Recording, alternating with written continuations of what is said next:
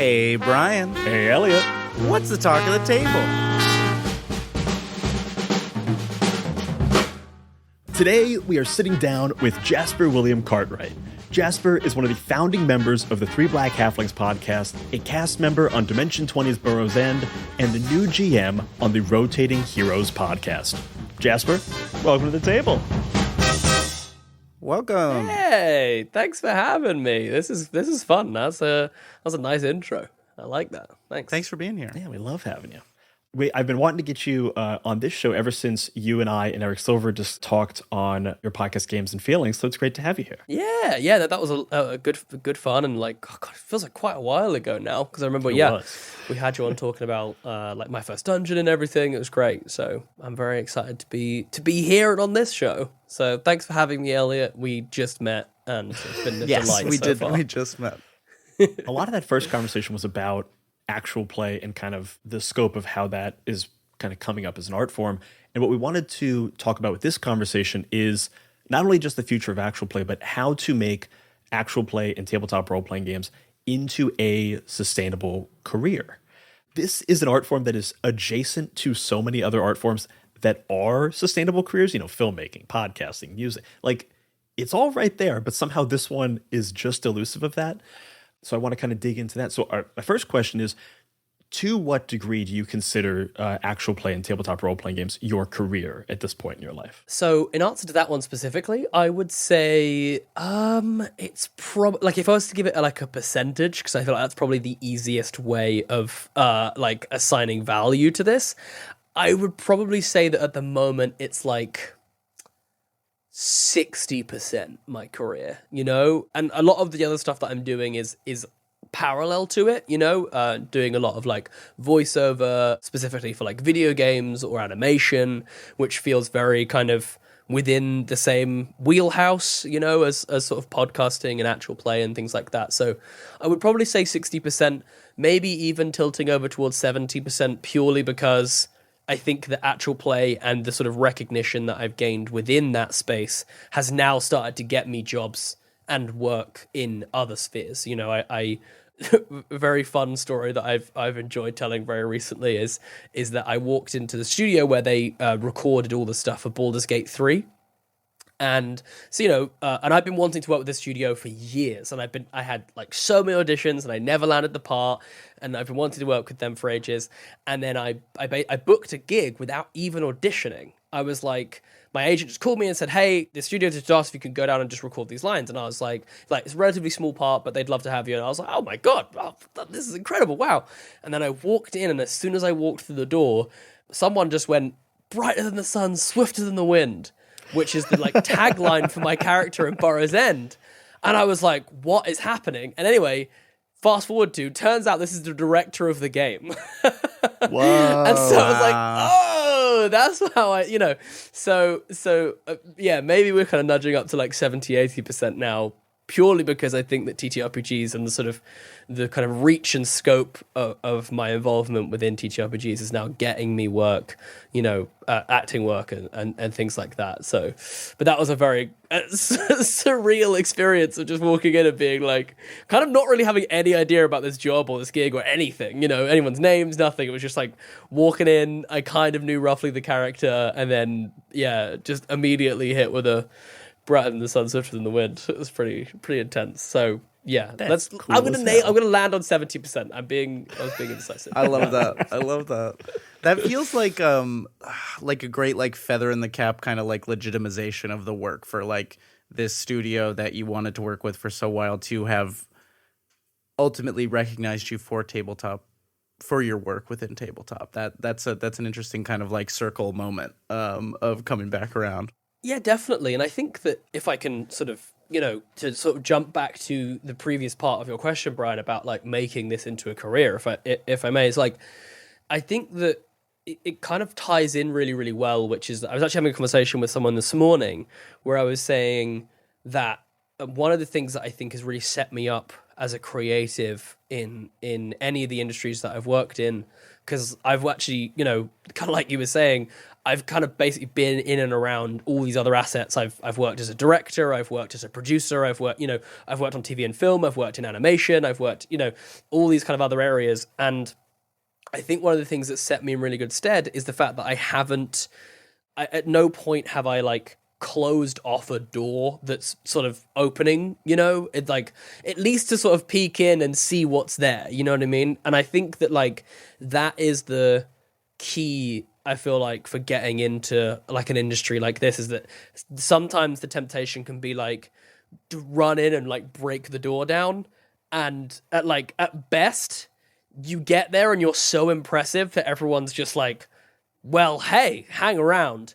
At worst, everyone's like, hey, whoa, why did you just kick the door down? Can you just go out, step outside and wait your turn? You know what I mean? Like, everyone's a bit like, whoa, we have to fix the door kind of thing.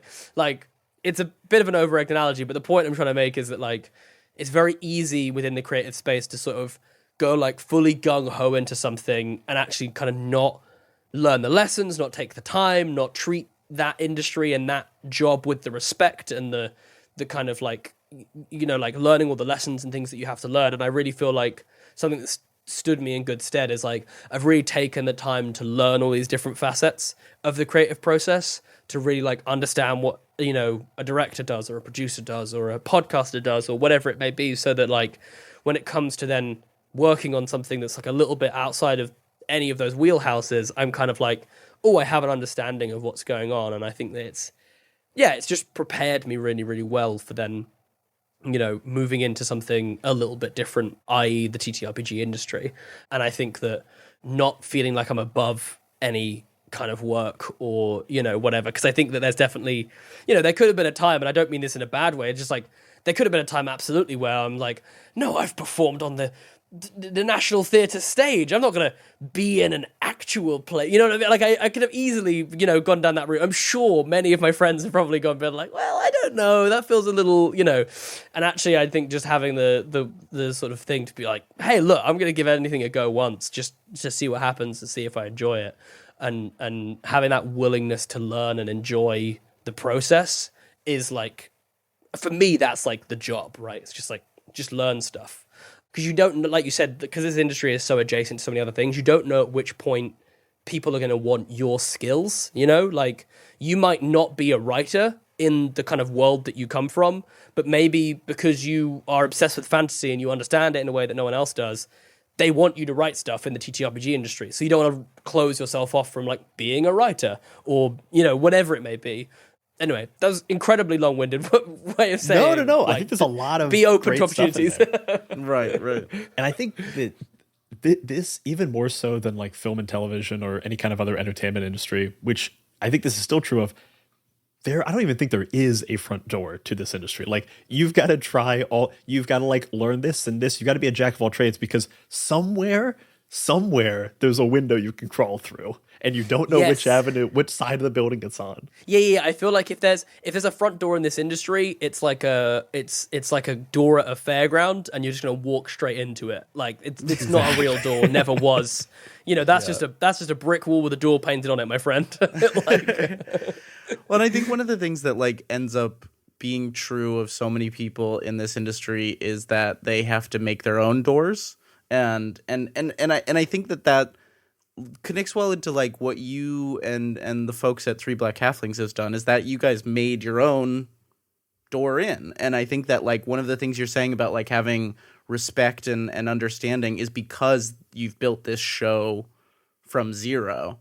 And I'm kind of curious, like, what, because you've guessed it on things now as well, but like what has that like creation of a show taught you about sort of sustainability when it comes to this industry? I think one of the things that is key to remember is that like there's nothing linear about content creation or creativity generally. And I think that this applies to whether you're a Hollywood actor who's just, you know, been like the it star for the last 4 or 5 years, and it tracks if you're a like small AP show that has like 10 fans. It's exactly the same thing of like, you should always and need to always find the like joy, and if like the joy, the fun, and the need to create. Because I think if you lose that at any point, your audience sniffs it in a second and you're just like, and you're out. You know what I mean? And that's not in like a bad way. I just think like any times where I feel like Three Black Halflings or any of the projects I've done has like had a dip or a lull or whatever, it's always been at a time when like we've been burnt out or we've been unable to kind of like find the spark, that like, of like, what are we doing now? What's the next phase of Three Black Halflings? What's the next iteration of this show? How do we, find a way to like reconnect to ourselves as well as the audience? And I think that like, it's just taught me that like, and then I think partly, through getting to talk to, the wonderful folks at Dimension 20 or Critical Role or whatever. And, because we always had that thing in our head, like, if I could just get to that level, then it would all be fine. But it's exactly the same thing. It's just with higher stakes. Because now it's like, well, if we have that dip, people lose their jobs. You know what I mean? Like that's the difference. Whereas at Three Black Halflings, it's like, okay, well, we maybe, can't record that AP we have to wait an extra month to record an AP where we, so we can buy that one mic or whatever. Whereas at, Critical Role, it's like, well, we're in trouble if the thing that we, if we lose that connection or if we lose that thing now. And I just think that it's been a very interesting process, like learning that, because I think that it's very easy to get like goal orientated of like, if I can just get to 10,000 downloads a month, or if I can just get to 100,000 downloads a month, or if I can just get to 100 patrons, or if I can just get to 50 patrons, or, whatever it is. It's like, I think it's useful to have those things but I think those goals should always be in support of the work, not like doing the work because of the goals, and again, that's easy for me to say kind of now, because I feel like I've got to a point which is far beyond my wildest dreams, like in terms of those initial goals. I don't think I'm so far away from those initial goals, but like in a way that I feel now very almost like liberated by that. And I think that that like looking back, actually the times where I did my best was when I was less focused on those goals and I was just focused on the work.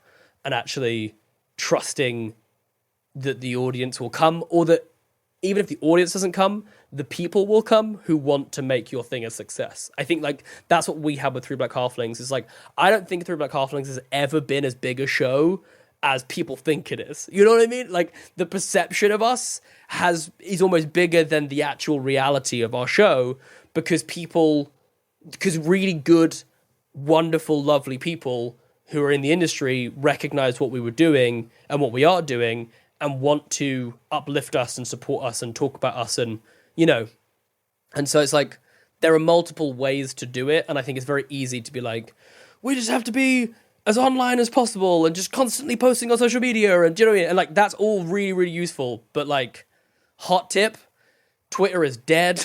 No matter how much effort you put into it, you get nothing out of it now. And it sucks. Because I finally got 10K followers. God damn it. God damn it. Elliot and I have often lamented that between his game design and like these podcasts, if we'd done this like 5 years ago when Twitter was still relevant, it'd be so much easier. God, honestly, dude, I think about it now. The kind of engagement I get on Twitter now, I would be Dwayne The Rock Johnson if this was 5 years ago. Like I'm getting like sort of like to follower ratio is huge. I'm dropping bombs out here, Brian. And what do I get for it? I get naughty bots in my comments is what I get. Just like tens of them. So every are you single saying post. that's not what you wanted? You didn't want the naughty bots? You don't want the ass and bio bots? No, but if I'd have got the arse and bio bots, again, 5 years ago, when I'm single and not a dad, maybe I'd have appreciated that a bit more, you know what I mean? But now I'm just like, this is deeply inappropriate, get away from me. You know what I mean? It's crazy. That's crazy. And something tells me they're not even real women that want to show me their ass in the bio. Something tells me. I don't know for sure. Wait, I haven't clicked on any of them to find out, but I have a hunch. Brian, I'm so sorry. They're not real. They're not. I'm so sorry. But it's okay, buddy. But what's the point of anything? That's anyway. There's not that's ass a and bio. fascinating What's question. the point? Yeah, that's a fascinating question that we should really dig into. Let's really dig into that. No, I mean, really I want to really highlight something you said in there, because I think that, you know, we talk about this word sustainability a lot, and it means a lot of different things. One is, you know, financial sustainability, career sustainability, giving people a path and a job and a way to make a living. But I think one of the things you talked about, which is one that is a perspective shift that I actively fight to have, and like I think is like a practice that you have to have as a creative, is that the work is the part that you need to be fulfilled by and enjoy, and the work is the work, I think, is like sometimes the way people put it. It's just like it's a really relevant conversation right now that people are talking about a lot with like generative AI, where it's like the point isn't having a pretty picture, the point is 100%. Drawing, or the point is painting, or the point is writing, and the point is the connection to the work, like you putting your humanity into the work, and then that work being a reflection of humanity. That's the point. You know what I mean? Like that's the point at which it means something. 100%. Yeah. And I think that's so key to this idea of sustainability, is that for people in actual play and TTRPG, like the goal is not as important as the work. Like you have to love being on an actual play. Like you can't just be working towards the goal of, I want to be as big as Critical Role, or I want to be as big as Dimension 20. And I think that's a really key thing. And I think that's what people, to circle this back to Three Black Halflings, I think you're saying like people think Three Black Halflings is quote unquote bigger than it actually is. But I think that's because the three of you love the work, and that's clear. Like you love the work of making that show. And I think it gives this like, you can feel the air of like, this is emotionally, creatively, fulfillment sustainable for these three people. And I think that sends a signal that like people respond to. There's not a question in there. I'm just distilling thoughts. No. I think it's like it's so true, and I think it's something that I literally thought this the other day. I want to say a few weeks ago, maybe even last week, properly started working on a TTRPG that I've wanted to make for years. I mean, literally last week. And I think it purely is that it's so hard, I think, as a creative, if you're not coming from... This is why privilege, right, is such a huge part of the creative industry, and why quite often when you get like Nepo babies, quote unquote, they're actually sick at the job. Right? John David Washington is an absolutely unbelievable actor, right? Denzel Washington's kid. He is sublime. Can I swear on this podcast? Am I allowed to? Absolutely. Like, I mean, okay, cool. He's fucking incredible. And the reason he's incredible is because he's never had this headspace, the worry about like the finances, or like whether the jobs are coming, or you know what I mean? Like he's in there just auditioning, and he just has pure 100% love of the job, the creative, you know, that thing. Whereas everyone else, we're operating at like 80% stress, anxiety, worry in a big ball, and then we get this 20% nugget at the end, which is like making the actual play, like, you know, or like being in the actual play, or whatever it is. And I think that like it's so maddening to me to look at the success of my career and how basically it feels like all I'm doing is condensing my work down into smaller and smaller time periods so that I can then stretch out the rest of my time over like I can fill the rest of my time with more of the work, quote unquote, which is more fun, which is more like freeing and enjoyable, and you know what I mean? Like the amount of times where I worried that I'd just broken like myself, that I was like, oh, I'm not creative, I can't do it. And I'm like, no, I'm just stressed. Like I'm literally like, the reason I'm not having any ideas right now is because I'm just stressed.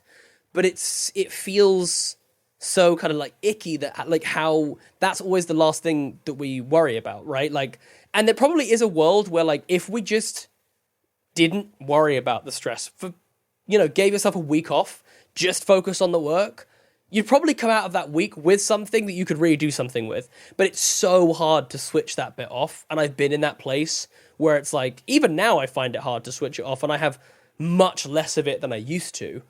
You know what I mean? It's like, I really do feel like it's one of those, like, the privilege of being successful is just having the time to work on the jobs. Like, genuinely, like, that's the key part of having any kind of success in the creative industry, is just having time to actually do the thing. That is such a good line of the privilege of being successful is the ability to have time to do the job.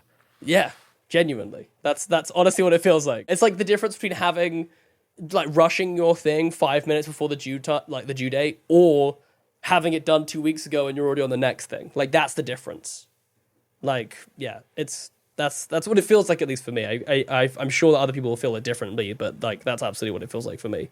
Yeah, no, it's like the idea that if we, and I feel like this gets talked about when people talk about, like, alternate models of society, where it's like, if everybody had enough money to live, have a roof over their head and eat and not, like, worry about their bills, we would have so much more art and creativity, because people would have the mental space to do it.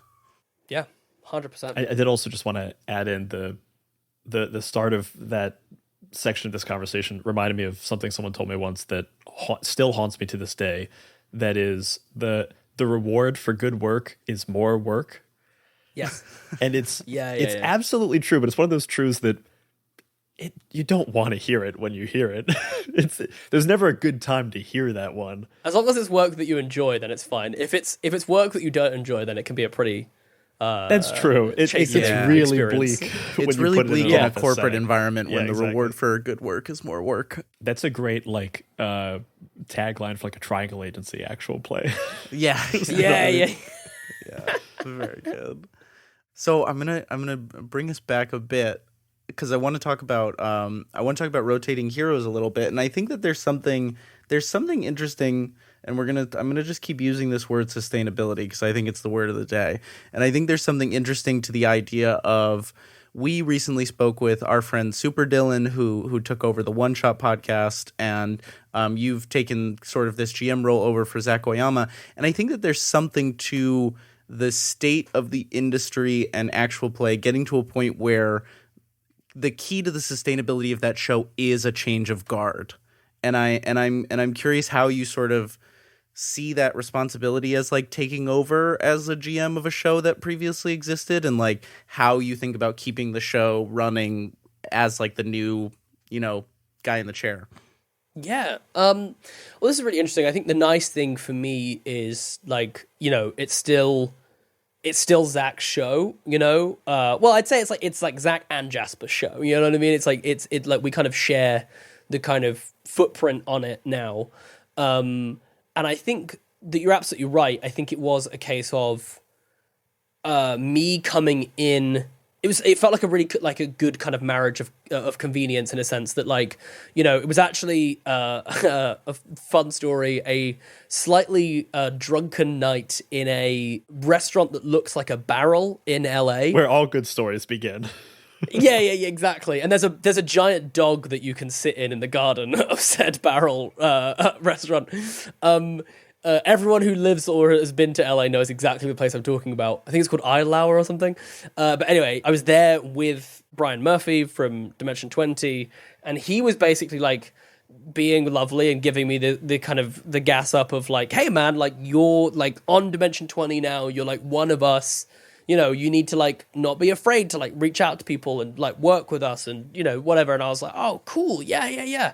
And then he was like, you really like GMing and like producing. And I was like, yeah, I love doing those things. And he was like, who doesn't like doing those things? Zach. And I was like, oh, okay. I wonder if, like, I could do those things and he could do the things that he's really good at, he really enjoys doing and he's good at and stuff. And so it just felt like a very, like, convenient thing. And it was a show that was, like, so popular. People absolutely loved it.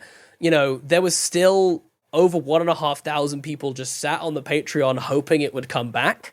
They weren't being charged or anything, but, like, they were just, like, they basically agreed to, like, if the show comes back, you can just charge me because we want to be here to, like, as and when the show comes back, etc.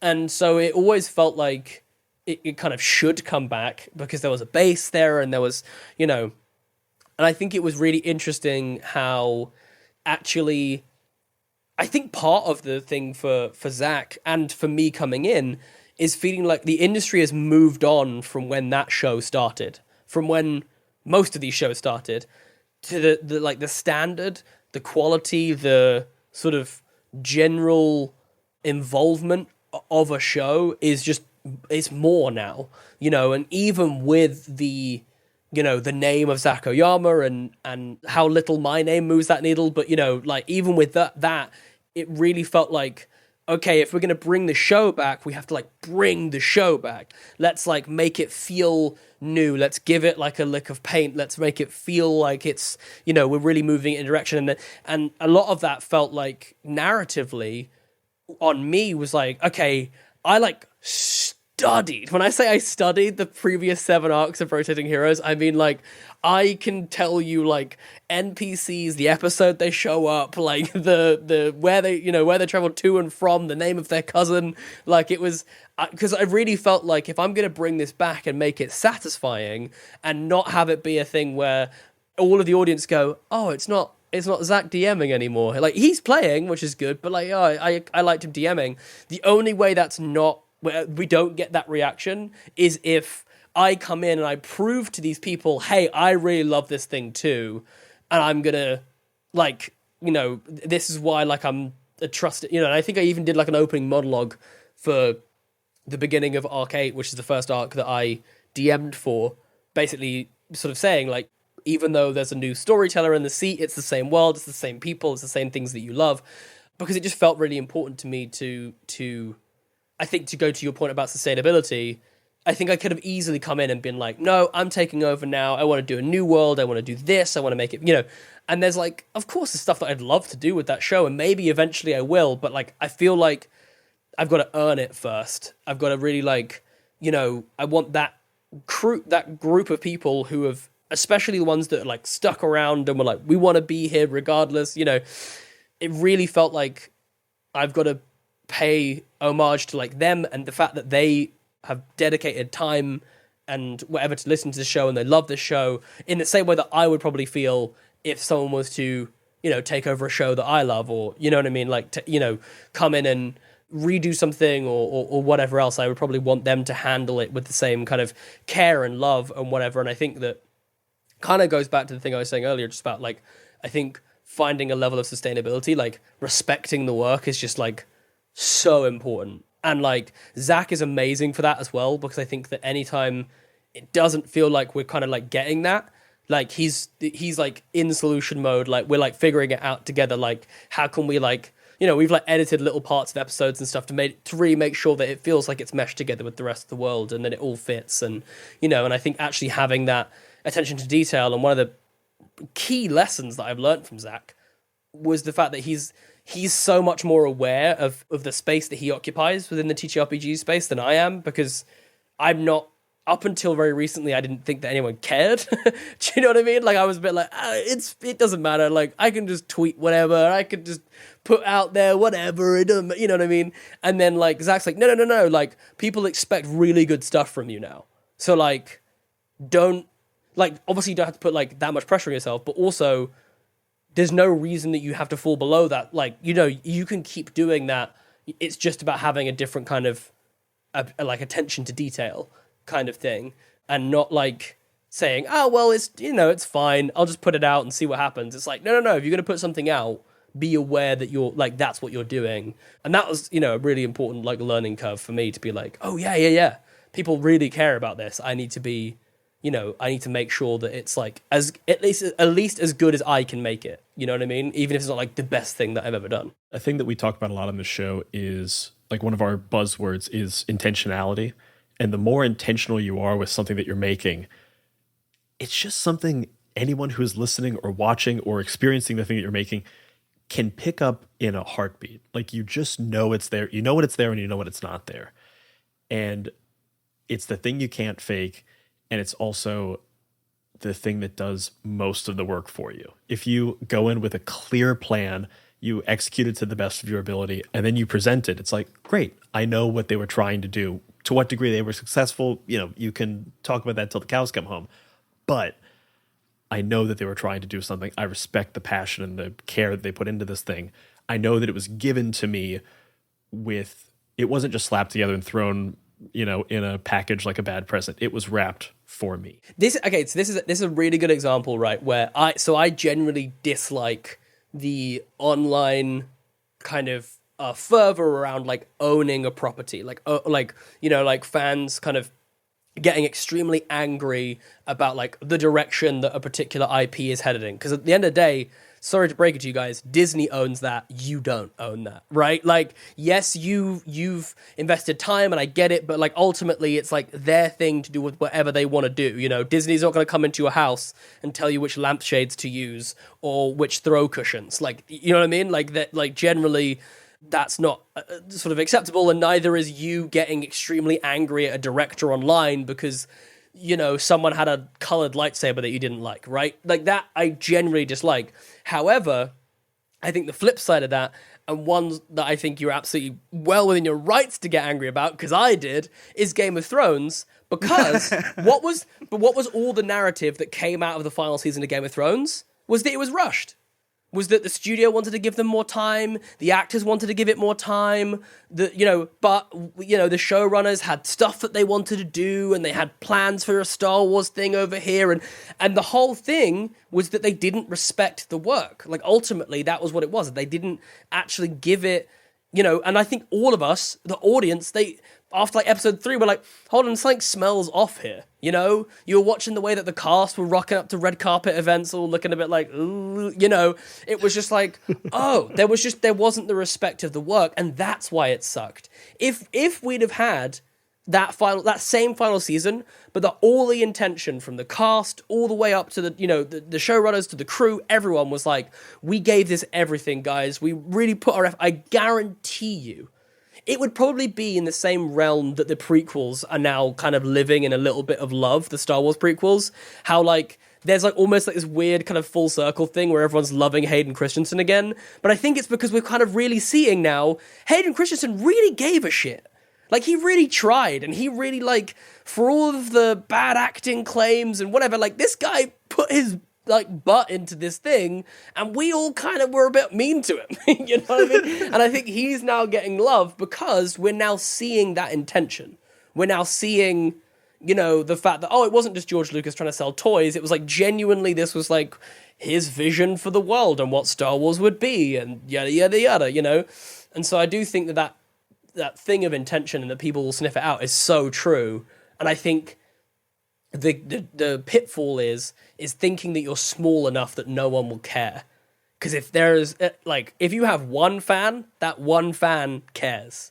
So have intention. I think that's a really nice way to put it. Yeah, I love that. And it's a respect for the audience that should happen at every level. And I think that I get fired up about the Game of Thrones example, but I think that is also the most telling thing about the Game of Thrones thing was that at the end of the final episode, there was no one in the world who was like, that was great, let's start from the beginning again. Whereas Zero like people. The end of Breaking Bad, people were like, you know what, let's go back to episode 1 and like start again. Like they were rewatch parties. Yeah. Game of Thrones, they were like, okay. No, in fact, actively, I think me and my wife were planning a rewatch. Yeah, same. And then cancelled it. We were like, no, we're not gonna, because it's disappointing now. I wouldn't even recommend starting Game of Thrones. I know, which is nuts. But it's hard to recommend. It's hard because you're like, hey, let me tell you, if you've ever seen someone shit the bed, this is exactly what it looks like. You know what I mean? Like it's rough. The ending is rough.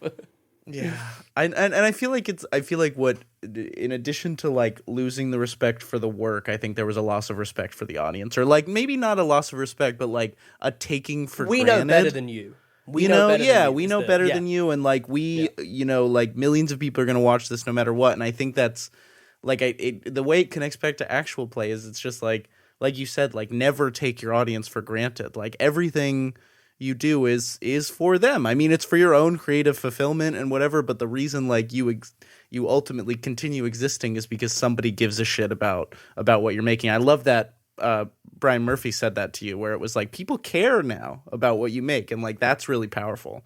I was watching a round table thing with Adam Driver. And it was so funny because like all the other actors were looking at him like, I don't know, man, I'm pretty sure it's about me. But like Adam Driver just seems like a very real guy, and he said something that I think is so true of how I think about acting personally. And again, other people will have different opinions, and that's totally fine. But like, I genuinely believe that it is not my job to feel an emotion. It is my job to make you feel an emotion, like you being the audience, right? And it's exactly the same with actual play, is that like my job, and this is probably my gripe generally if I listen to just like an actual play, you know, out there, is like I will see people like in their bag, in their feelings, and they're crying on stream, and it's like, whoa, and I'm like, sweet, but I can't understand a word you're saying right now. I can't, like, I don't know why you're crying. We don't even know this bit of backstory that this connects to. It's like, this is absolutely fine. Look, I'm not going to, like, shame anyone for doing this. It's not like it's a bad thing. But, like, in terms of, like, your job trying to connect, you need to connect to the audience and make them cry. Not, like, you're not doing this to make yourself, you know what I mean? And hey, look, if you're doing an actual play with your friends and all you want to do is just have fun and like act your little heart out, and that's your job, like, hell, please go and do it. But like, if there's ever a question of like, oh, why isn't this connected to people? Why aren't people enjoying this performance? Because I really feel like I'm doing it and I'm giving them, you know, that's probably why. Is that it's more an insular exploration of this thing than an external one, and it has to be external. Like I've seen so many incredible actors on screen, on television, on stage, and I'm like, I'm getting nothing, man. And maybe people feel the same way about me. Do you know what I mean? Like I'm pursuing that thing, but I don't know if I'm, you know, I mean, you can never truly know if you're like landing it or whatever. But like, that's always the like thing for me, you know, whenever I'm like, you know, I used to come off stage or whatever and be like, oh man, I didn't cry tonight. Oh, I guess I wasn't in it. But then, like, we'd have a standing ovation, and I'd be like, oh, so I guess, like, it, you know, it connected to them, even if I wasn't necessarily feeling it, and that's actually ultimately more important. And I think it's the same with actual play. It's like, what's the most interesting choice that will engage the audience and bring them into this world and bring them on this journey with us, rather than what's the thing that feels coolest for me or feels, you know, most active for me, you know? What would a character do if they knew they were part of a story? What would they say to the author that is pulling their strings? In Samantha Lee's solo RPG, Death of the Author, players take on the role of a character fighting for control over their narrative. Draw tarot cards and modify scene prompts to bend the story to your will. Each change, however, comes with a consequence, as the author may use your own words against you. Death of the Author is crowdfunding on BackerKit from May 14th to May 28th. You can find the project by searching Death of the Author BackerKit in your search engine of choice. Fight the narrative. Defy your author.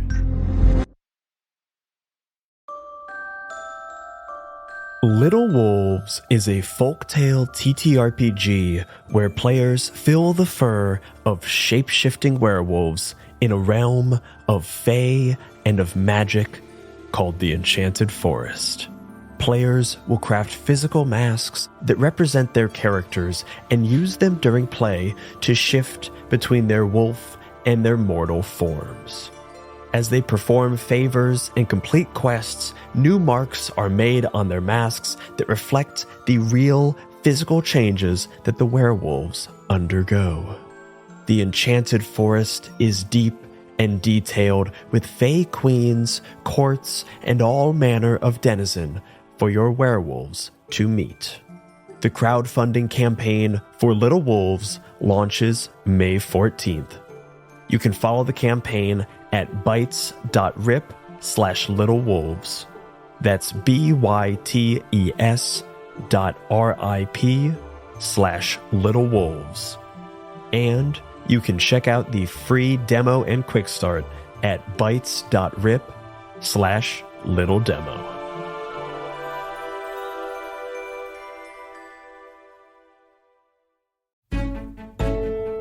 If you're a fan of My First Dungeon, then I bet you remember our season of Good Society. You know, the one where a little play called The Queen's Lunchbox somehow reunited a broken family and spurred multiple unexpected marriages. Well, good news. The creators of Good Society are back with a new game called Castles in the Air. Castles in the Air is to Little Women or Anne of Green Gables what Good Society is to Jane Austen. You start the game as children, but grow up all too soon. Your lives and friendships changing as the years go by. You could be anyone, from a working class orphan to a cosmopolitan dressmaker, and yes, even a burdened heir like our very own Imogen Galloway. Search for Castles in the Air on Kickstarter to tell your own coming-of-age story. That's Castles in the Air on Kickstarter.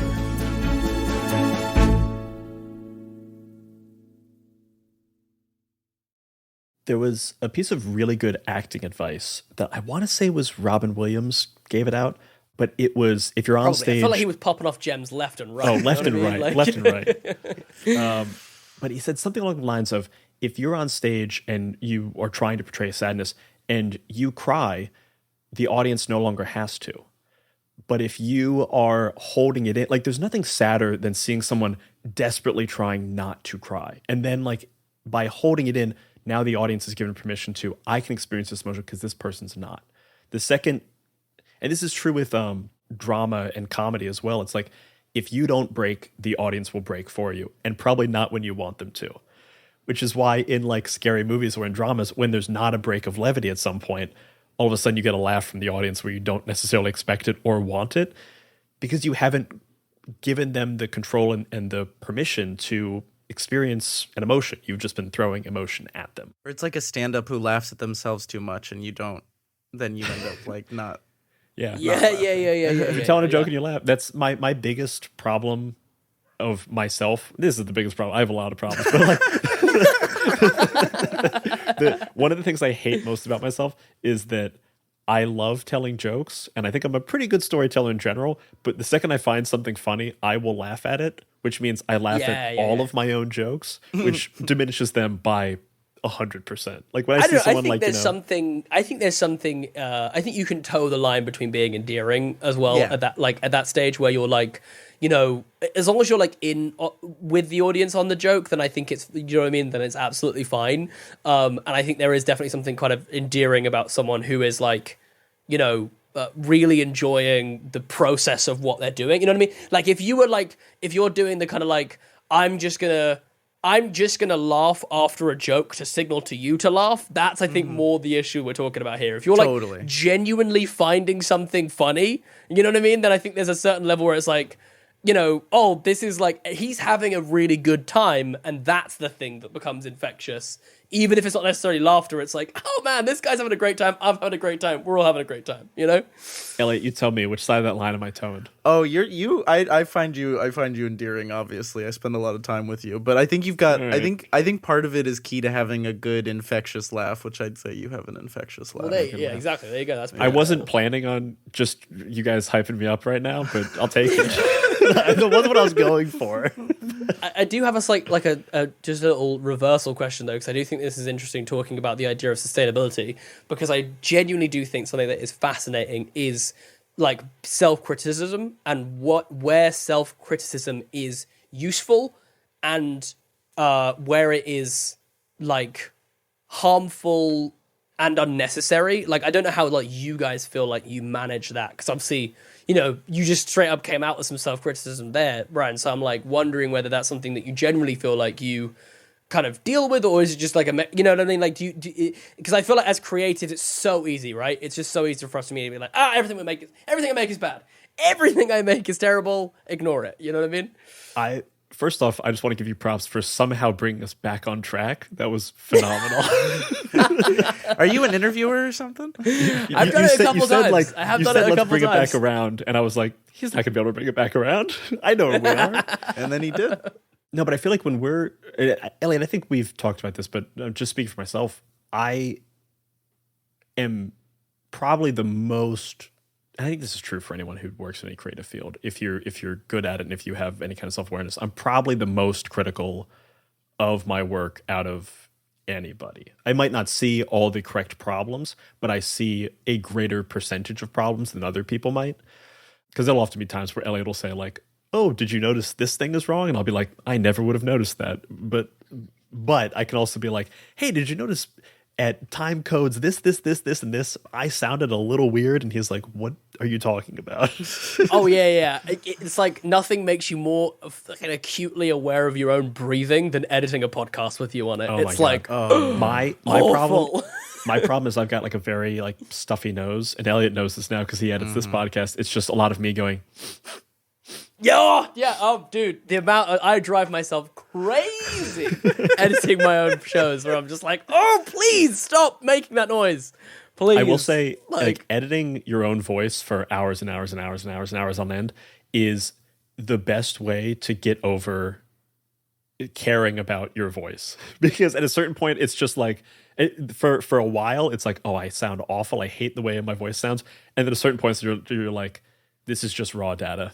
I just got to sit through it. Yeah. This is just zeros and ones, and it means nothing to me anymore. Yeah. 100%. Yeah.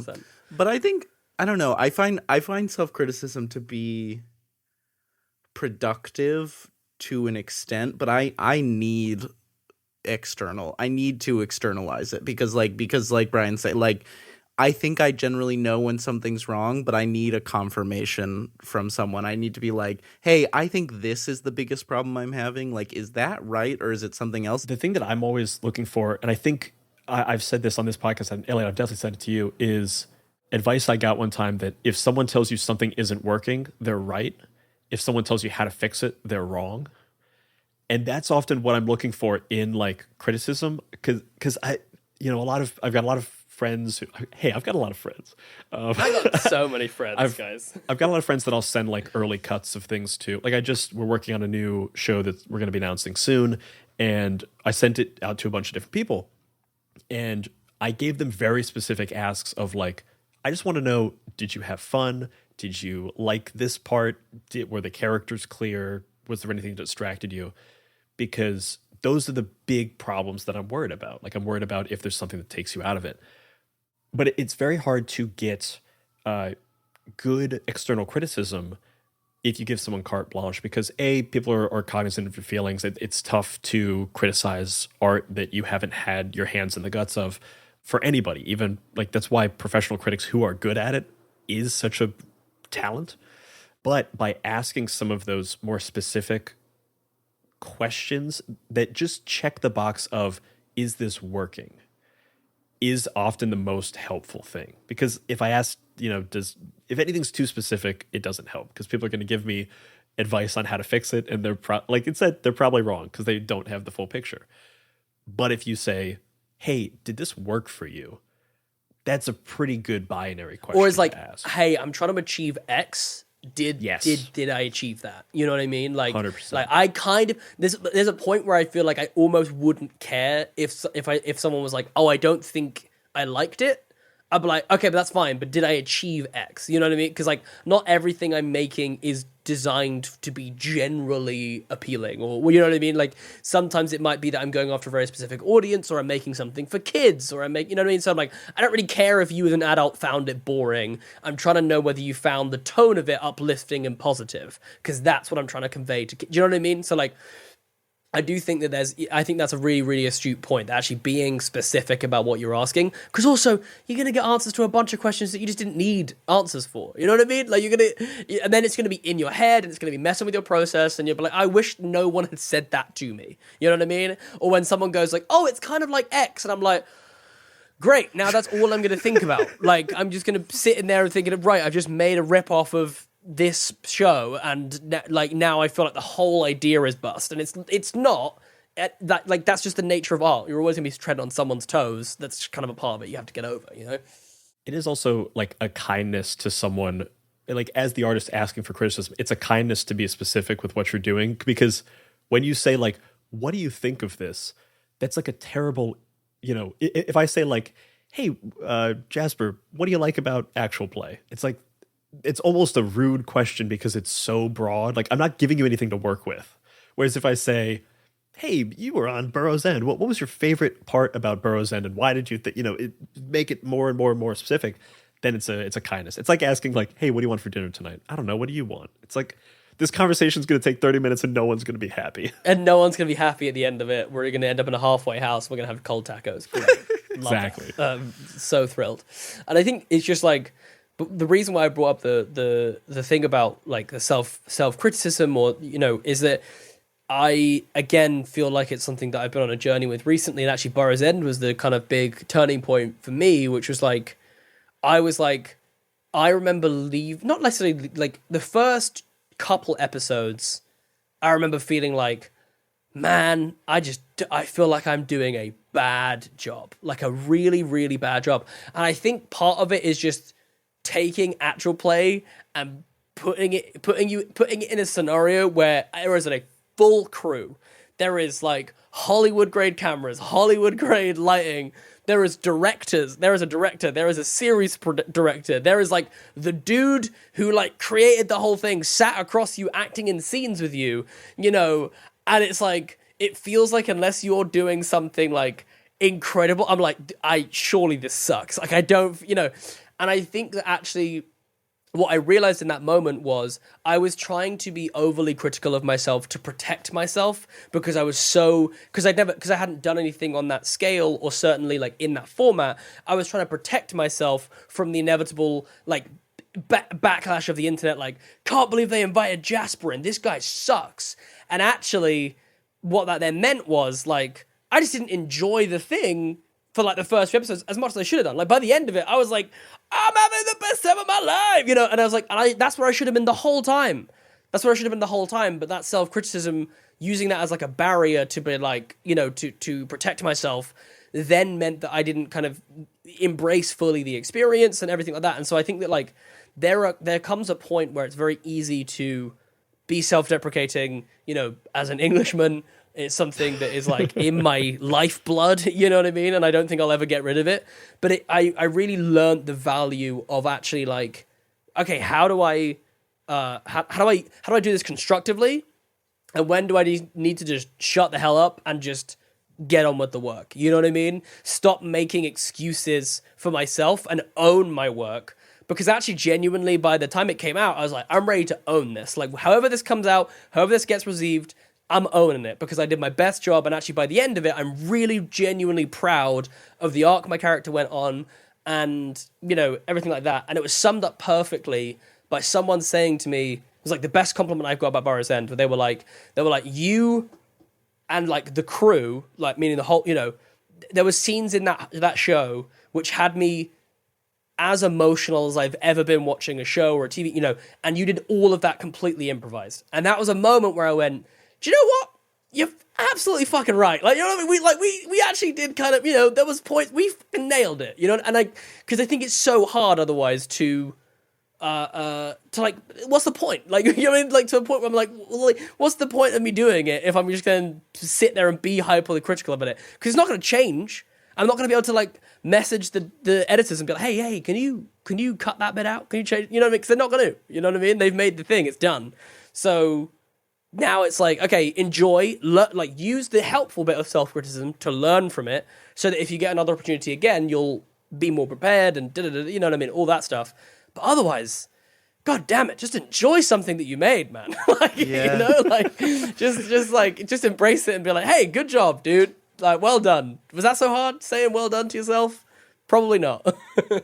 I love that you found that in the process. I'm glad that it wasn't like, leaving the dome for the last time and being like, I never got to enjoying a moment of it. I'm glad you like found it after the first few so much episodes. of that is down to the crew and the like, it's down to like Carlos Luna, the series director, down to Michael Scharbuck, down to Abria, down to Brennan. Like, they could not have been more supportive and more and embraced what I was doing, like, more. Like, they were so helpful in that creative process. I literally describe it as, and is still easily the most fulfilling creative process that I've ever had, purely because of how much, and this is one of those again, one of those things talking about like respecting the work and everything, I cannot tell you, and I cannot speak highly enough of how seriously every single person on that production treats it. Like, Michael Sharbuck, the director, does a speech before every single time they record an episode of Dimension 20 about what this show means to who, why it's important, why they still make it. Yeah, you know what I mean? Like that is fresh in every single person's head right before we hit record. And I think that is such an important part of it, and I think it's part of the reason why that show is as successful and is as popular as it is. Yes, they've got the lights, yes, they've got the camera, yes, they've got budget, etc.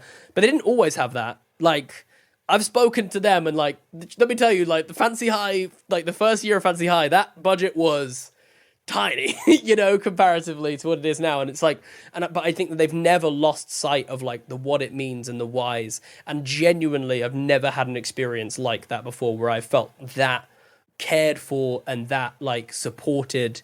Where people were genuinely so intrigued as to what my process was, or, you know, like the amount of times Carlos would come after me after a shoot and be like, this moment, oh my God, like when you did this was amazing. It's re-teeing it's making me think of this. It's making me think, you know, he's giving me the audience perspective live. And like, you just don't get that. Like, you know what I mean? Like, you just, like, in nearly any other pursuit or thing, you maybe just get someone come up to you and be like, great job today. But to have someone critically think about your process whilst you're in the middle of it and support you, oh my God. Again, it kind of goes back to that thing of where privilege is the thing that unlocks the higher level. You know what I mean? Like, the privilege of having a Carlos Luna on set, it, you know what I mean? I went from here to like somewhere I didn't even think I could get, you know, probably performance-wise in that setting, etc., you know? So yeah, it was an absolutely incredible process. Sort of building off of that and working towards a close, I think that going back to something you said towards the beginning of, you know, not finding yourself hyper focused on goals, not like climbing the mountains or whatever. I think that like a lot of people in actual play like see Dimension 20 as one of the like mountains to climb of our industry. Like, a lot of people are like, man, I want to be on Dimension 20. Sure. Once I do that, I will be like fulfilled and happy or whatever. And it's true, guys. I got to be honest with you. It's fucking true.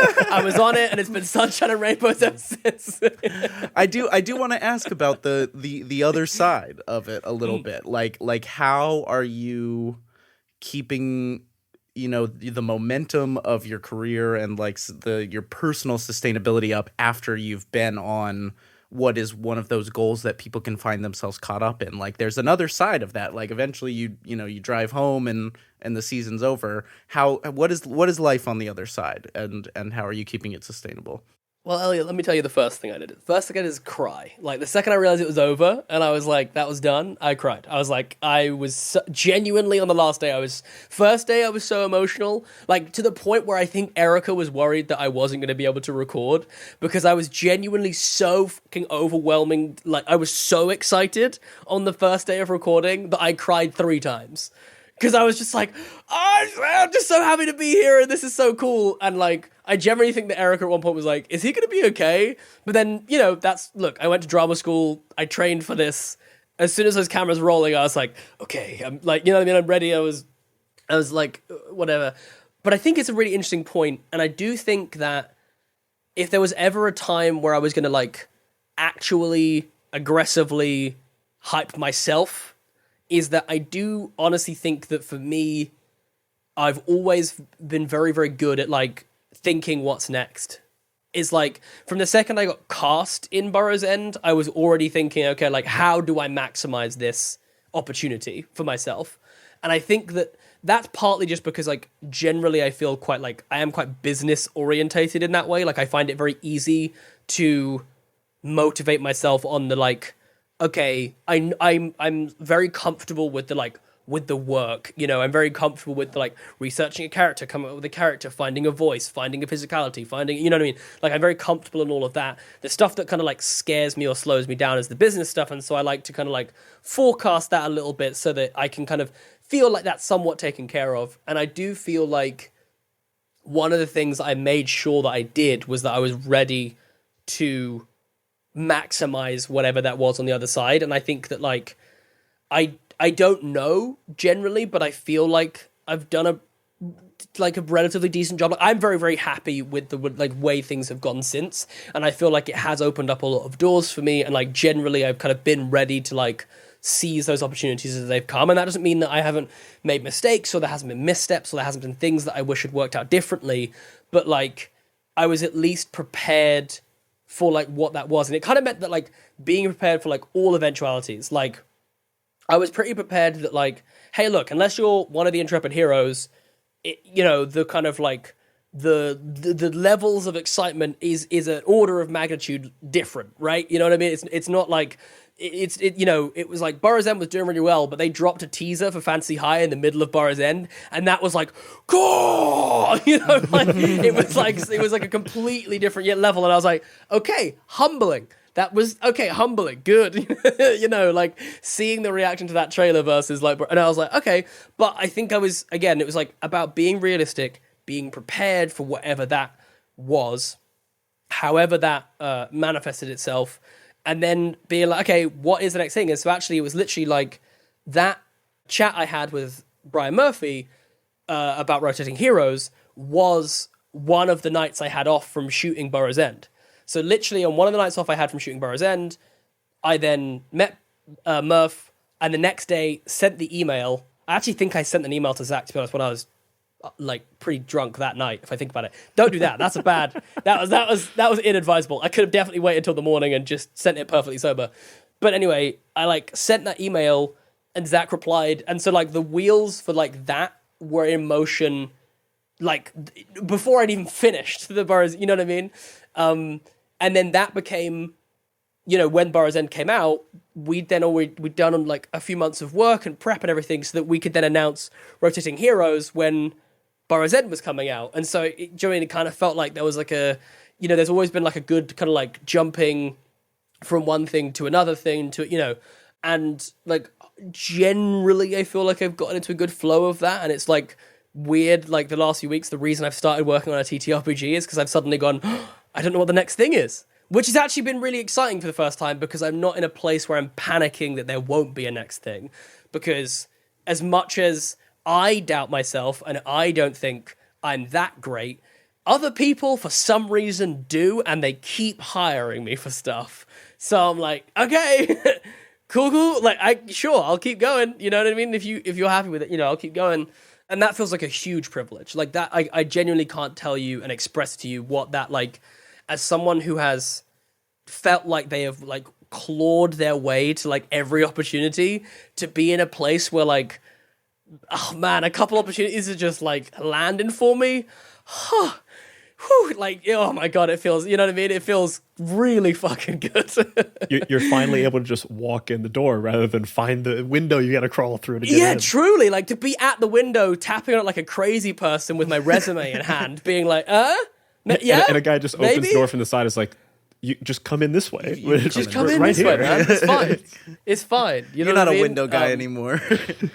Yeah, like, and I think, but it's so interesting that I think that, so to bring it full circle, being the window guy means that you miss the dude on the side door who's like, hey, come in here. You know what I mean? And I think that's what I was trying to say at the beginning about being open, is that like being the dude who's like pressed up against the window, whilst I completely think that sometimes you have to be aggressive and you have to really pursue the things that you want, you just can't be so single focused that you miss other things that are going on. Because like nearly every single time in my life, I felt like things are going in one direction, or they're doing one thing, or, whatever it is, something just comes in from left of field, and it's exactly what I needed, or it's exactly what I wanted, or I was exactly ready for that thing to come along and to, like, embrace, and to, like, take that thing.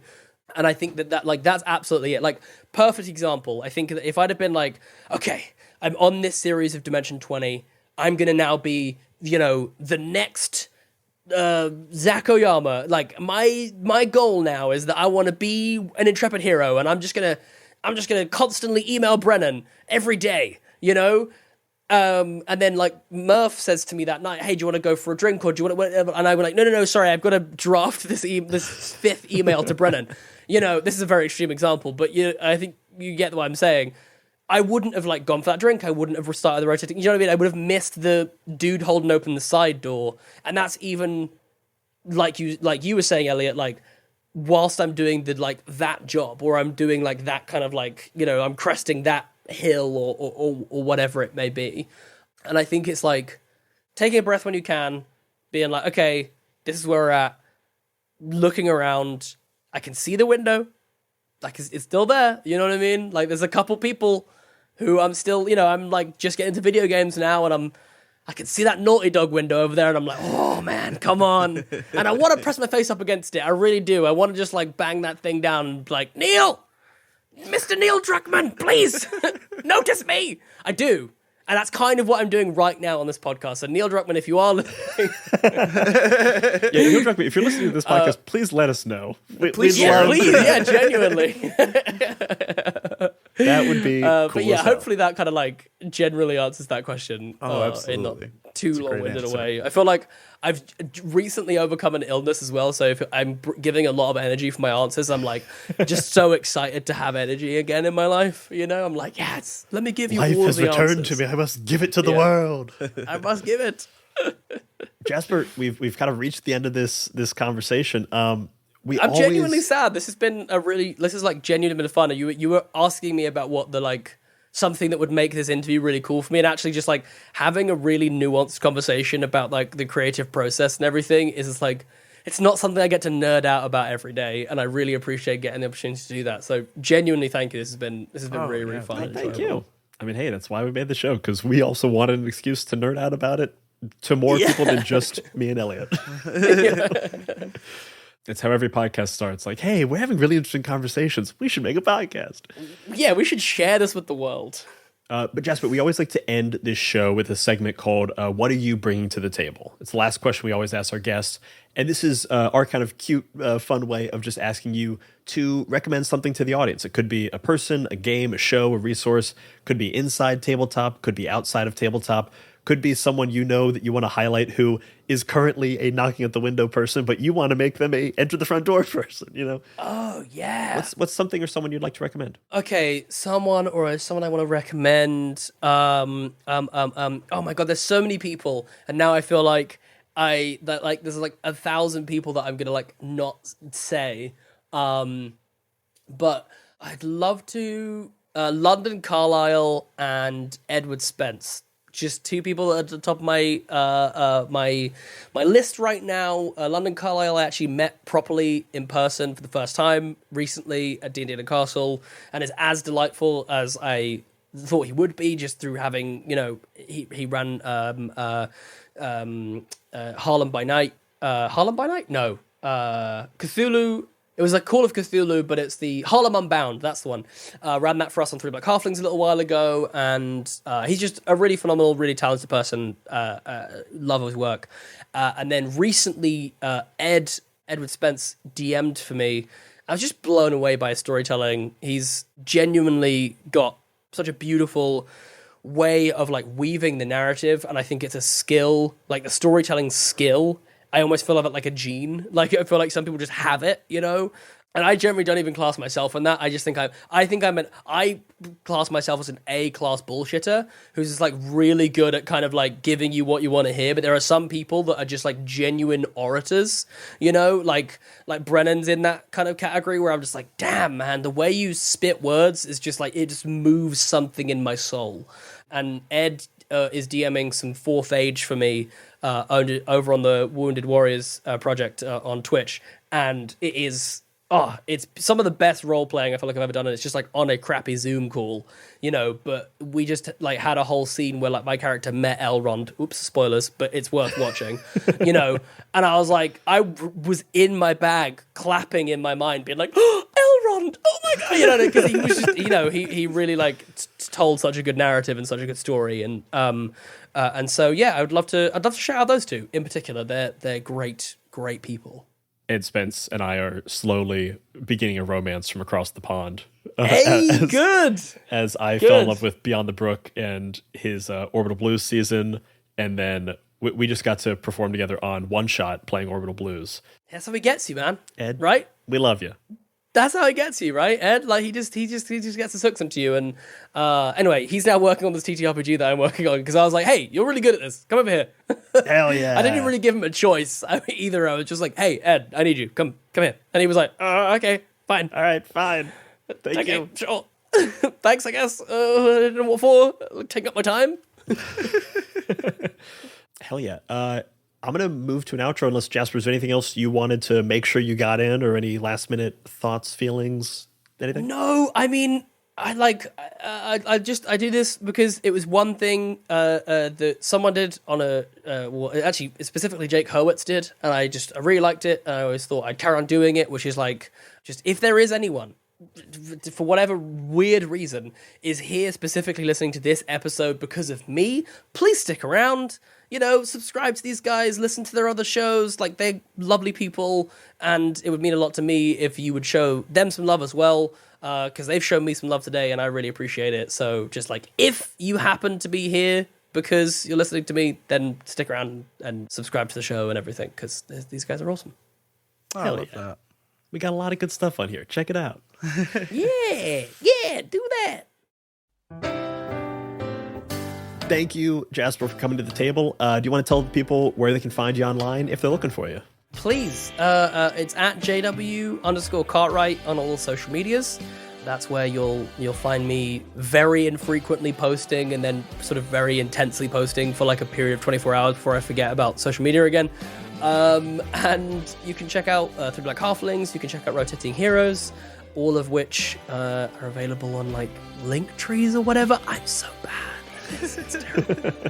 It'll all be like linked some in the people show I notes. know will rattle off like their plugs in such a professional way, and I'm just like, damn. Imagine having your life together enough to do that. I wouldn't not me, couldn't be. You know what I mean? Definitely couldn't be me.